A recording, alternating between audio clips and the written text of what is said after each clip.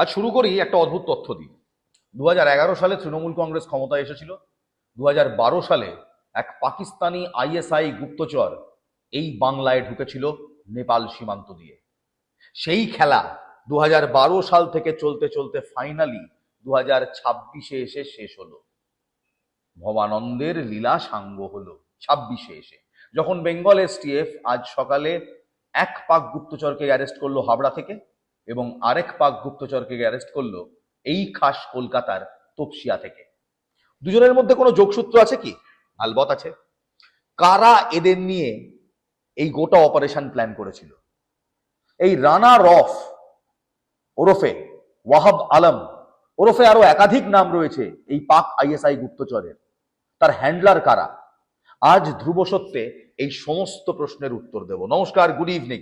আমার নাম ইলমাস সৈয়দ আর আপনারা দেখছেন রাষ্ট্রিক্স ধ্রুব সত্য। প্রথমে শুরু করা যাক গত 6 মাসের একটা হিসেব দিয়ে। তথ্য বলছে গত 6 মাসে গোটা বাংলা থেকে 7 জন জঙ্গি সন্দেহভাজনকে গ্রেফতার করা হয়েছে। তাদের কারো লিঙ্ক আছে আইএসআই এর সঙ্গে, কারো লিঙ্ক আছে একেবারে জেশ এ মোহাম্মদের সঙ্গে, কেউ কেউ আবার বাংলাদেশের অনেক আউটফিটের সদস্য।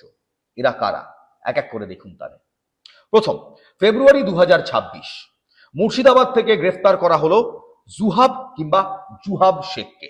এই জুহাব শেখ সে একাধিক সিম কার্ড নিয়ে আসতো, ভারতীয় সিম কার্ড নিয়ে আসতো, যে সিম কার্ডগুলো ব্যবহার করে পাকিস্তান এবং অন্যান্য অনেক দেশে লুকিয়ে থাকা পাকিস্তানি গুপ্তচরদের সঙ্গে এই জঙ্গিরা কথোপকথন করত কিংবা ইনফরমেশন আদান প্রদান করত। দ্বিতীয়, সুমন শেখ বহরমপুরে, মুর্শিদাবাদের বহরমপুর থেকে একে গ্রেফতার করা হয় ফেব্রুয়ারি 2026-এ।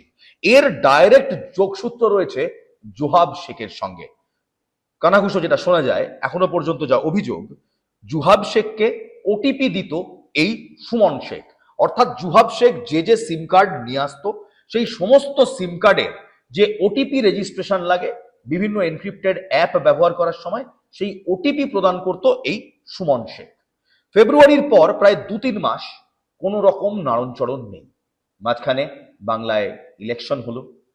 2011 সালে আসা তৃণমূল কংগ্রেস সরকার থেকে চলে গেল, নতুন দল সরকারে বসলো, শুভেন্দু অধিকারী মুখ্যমন্ত্রী হলেন। আমরাও ভুলে গেলাম ফেব্রুয়ারি মাসে এই 2 গুপ্তচর কিংবা এই 2 জঙ্গি সন্দেহভাজনের গ্রেফতারির কথা। কিন্তু 31শে জুলাই 2026 আবার টনক নড়ল আমাদের। বেঙ্গল এসটিএফ 31শে জুলাই 2026 হামিম মন্ডল বলে এক ব্যক্তিকে পূর্ব বর্ধমান থেকে গ্রেফতার করে। বর্ধমান বলতেই হঠাৎ কেমন কানে লাগলো না?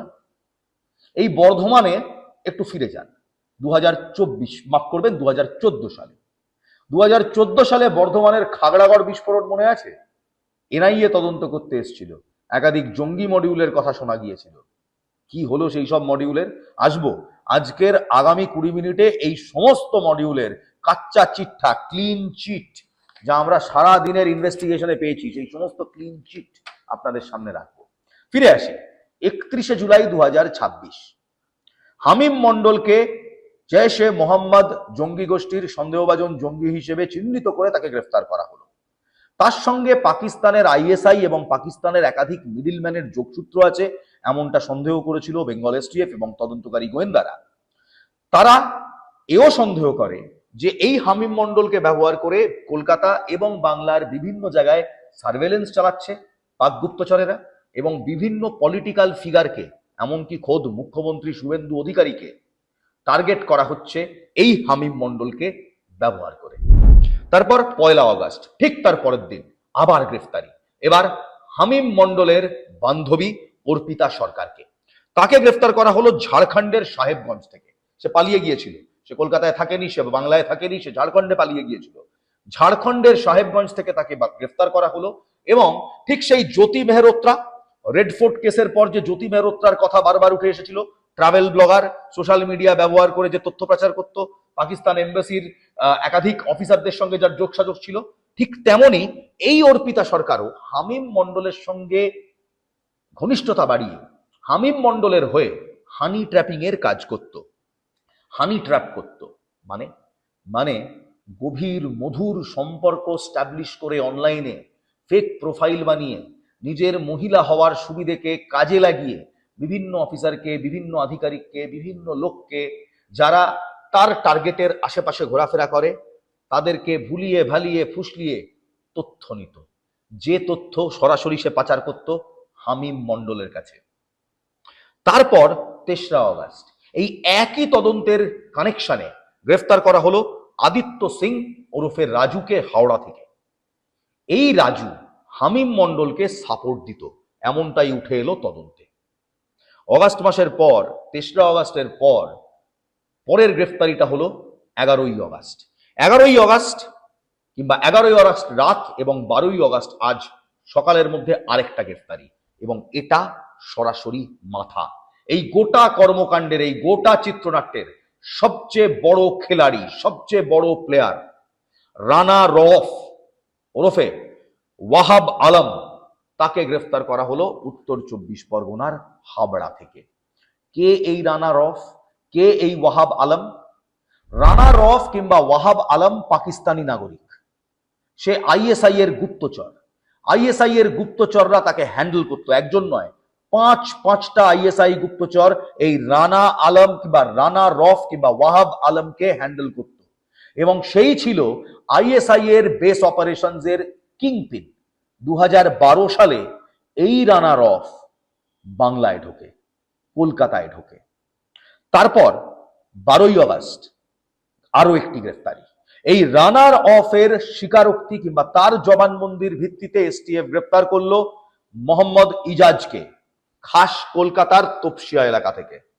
জানা গেল এই মোহাম্মদ ইজাজ সেও এক গুপ্তচর, সেও কাজ করে রানা রফের কথায়, সেও আইএসআই কে তথ্য পাচার করে, এবং শুধু তাই নয়, সে রীতিমতো সেন্সিটিভ ডকুমেন্ট বানিয়ে দিত, জাল ডকুমেন্ট বানিয়ে দিত রানা রফ আর রানা রফের পুরো নেটওয়ার্ককে।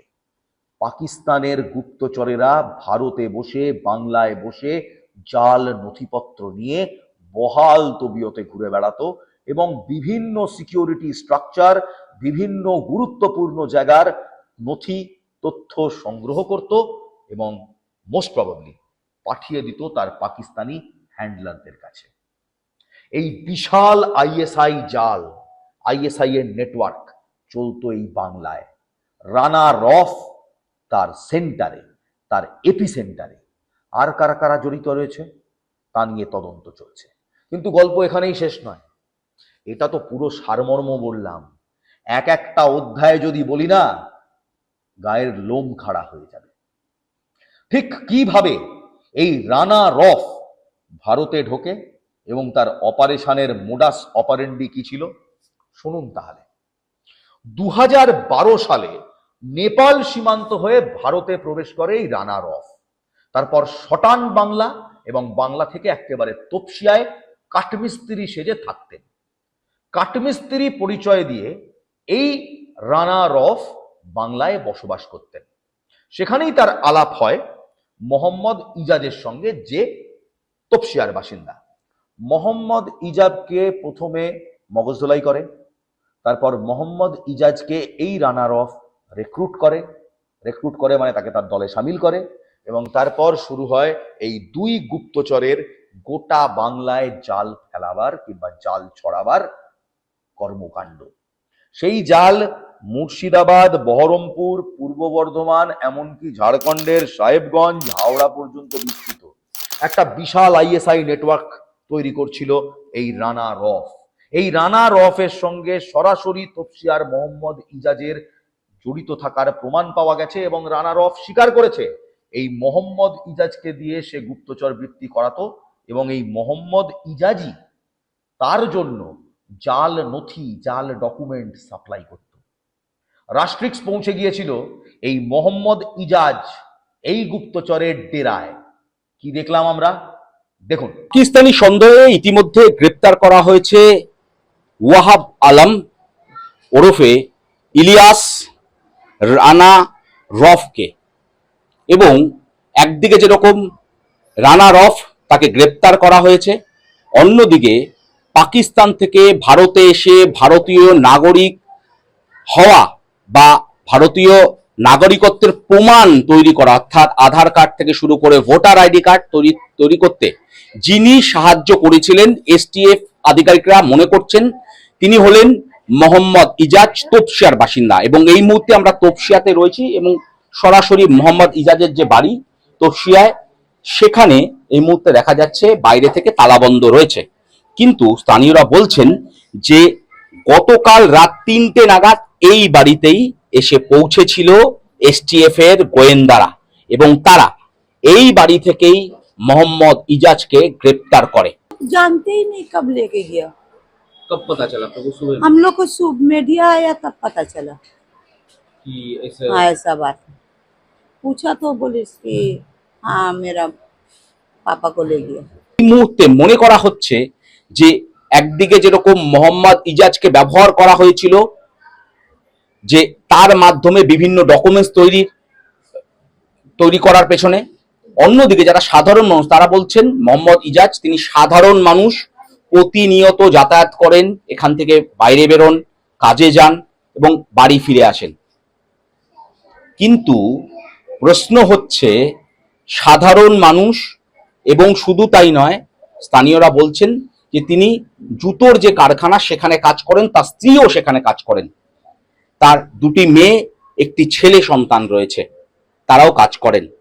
সেক্ষেত্রে কিভাবে রানার সঙ্গে পরিচয় হয়েছিল ইজাজের, এই প্রশ্নের উত্তরই কিন্তু এই মুহূর্তে তদন্তকারী আধিকারিকরা তারা খুঁজে বের করার চেষ্টা করছেন। এবং শুধু তাই নয়, একই সঙ্গে পাকিস্তানের এই নাগরিককে কিভাবে এই বাংলায় প্রবেশ করালো, তাদের সাহায্যে সে প্রবেশ করেছিল।